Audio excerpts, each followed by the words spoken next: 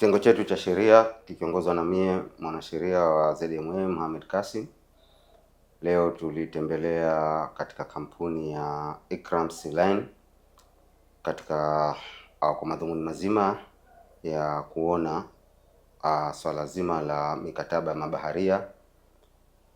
Tulifika pale majira ya saa 9 na kasorobo hivi, na tulizungumza na uongozi mzima wa Ikram Sea Line. Kikubwa tulichokigundua katika kampuni ya Ikram Sea Line, na wamesema ukweli kwamba wao kwa sasa hawana mikataba ya mabaharia wao, kwa sababu walitueleza kwamba wana vyombo viwili. Kuna chombo ambacho kinachukua mizigo na abiria na kuna meli ambayo inachukua mizigo, na yote hiyo hawana mikataba kwa mabaharia wao. Kwa jumla wametuambia wana mabaharia 39, 20 katika chombo ambacho kinachukua mizigo na abiria na 19 wako katika chombo ambacho kinachukua mizigo. Sasa kwa kweli hili ni tatizo na ni changamoto kwa mabaharia wenyewe pamoja na hizo taasisi ambazo au makampuni ambayo yanasafirisha kupitia usafiri wa baharini, kwa sababu kutokuwa na mikataba ni swala la kisheria.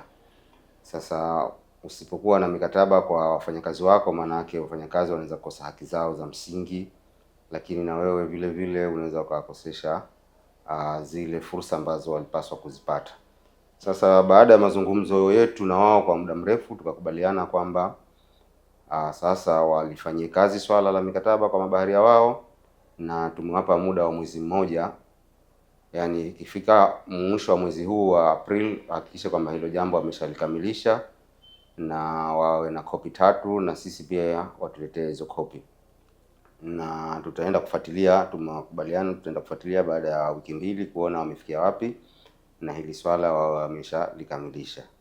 Lakini kitu cha msingi ambacho tumeelekeza kwamba wahakikishe katika mikataba hiyo basi wanazingatia haki ya ZSSF, kuna haki ya bima ya afya, lakini vile vile kuna na mafao mengine ambayo ya kuwalipia income tax na vitu kama hivyo, lazima vizingatiwe ili kuwalinda wao leo na kesho.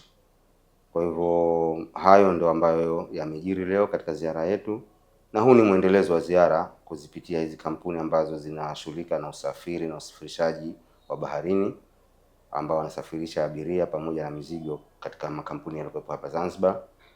Na wenyewe wameeleza kwamba kwa kweli tumewazindua na wamefarajika na ziara yetu, na wamekubaliana na yale ambayo tumewaelekeza, na wameahidi kuyafanyia kazi kwa muda mchache na hayatojirejea tena.